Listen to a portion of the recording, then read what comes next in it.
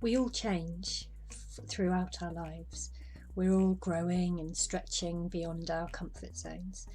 And of course, children change quicker than adults, but we all do it. So, on the one hand, we create habits for ourselves, daily habits that help just smooth through the things that need to be done day to day. And that's really great as long as we know what needs to be done in the morning. We just get ourselves up and ready for the day so that we're prepared and we can go out knowing that we've done everything that we needed to do without having to really think about it too hard.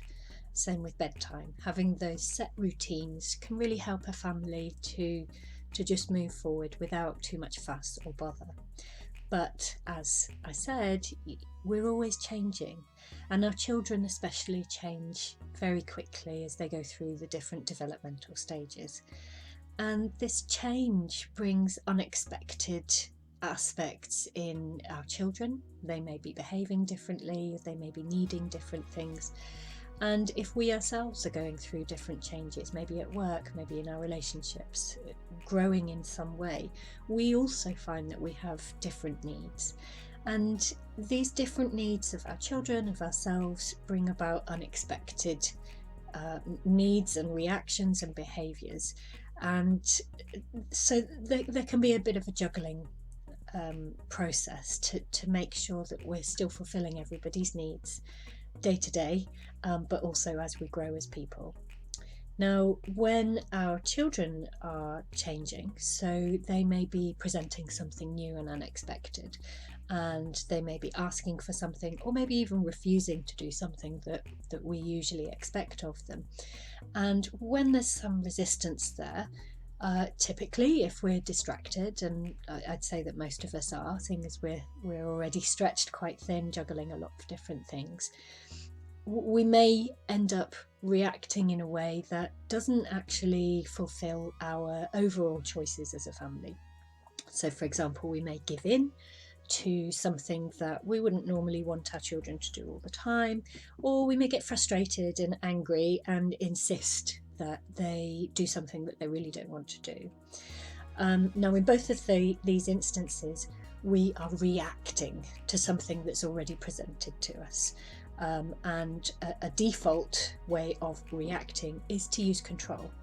So control is a very basic short-term way of influencing somebody else, and sometimes it can be really effective, but it usually involves coercing somebody to give up something that they want or need so that our needs can be fulfilled. And this is true of parents doing this or children doing this, and control is often enacted through something like complaining or moaning, or even punishing or getting angry, getting physical, using physical force, which has happened throughout history. It's a standard default for humans. But as parents who want to make a deliberate choice about respecting our children, we don't always want to go to control. It's easy, but in the end, it's unfulfilling. As I said, it may fulfill that short-term need. You may get your child to comply, or they may get away with doing something that they wouldn't normally be allowed. But overall, it's unfulfilling, and it can end up causing resentment to occur. Now, as a parent, we have to be gentle with ourselves. There are really good reasons why we do the things we do.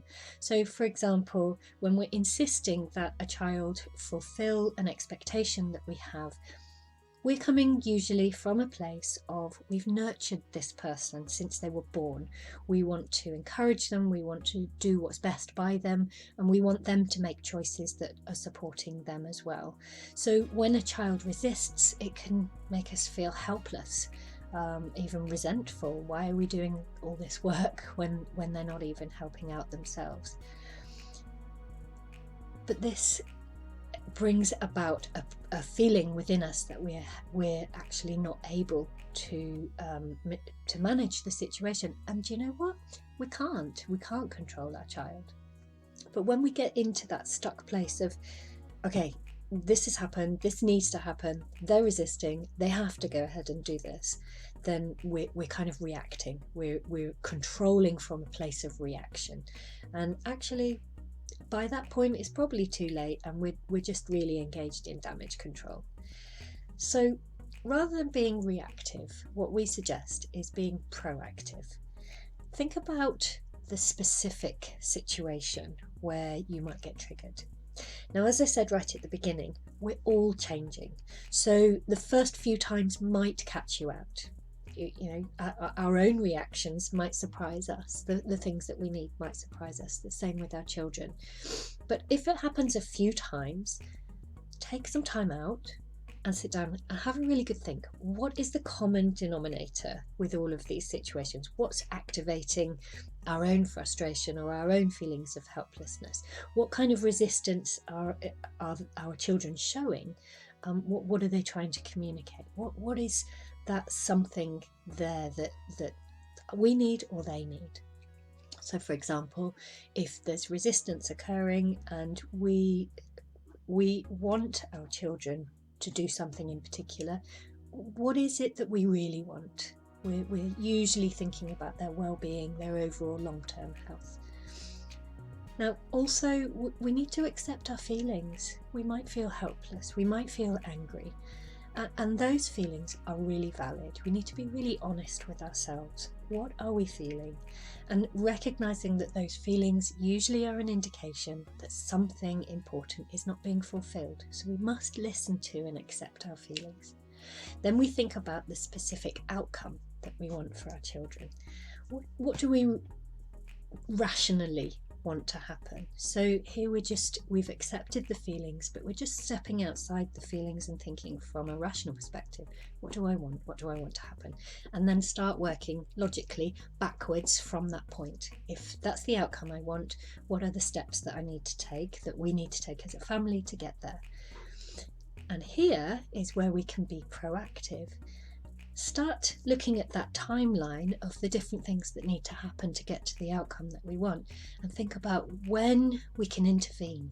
At what point can we step in to the things that our children might be doing, or even ourselves? At what point can we jump in and head it off?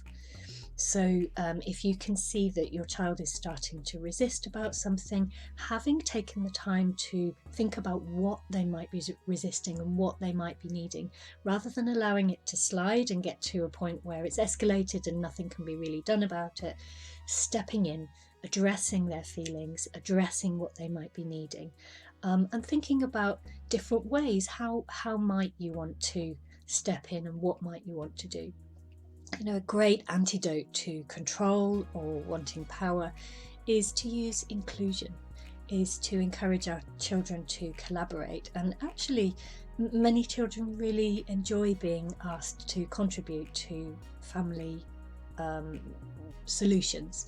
So we can really talk honestly at their level for what they can understand, but talk honestly about what's going on. Talk about your dreams and hopes as a parent for your family. Invite them to come up with solutions that we can come up with together.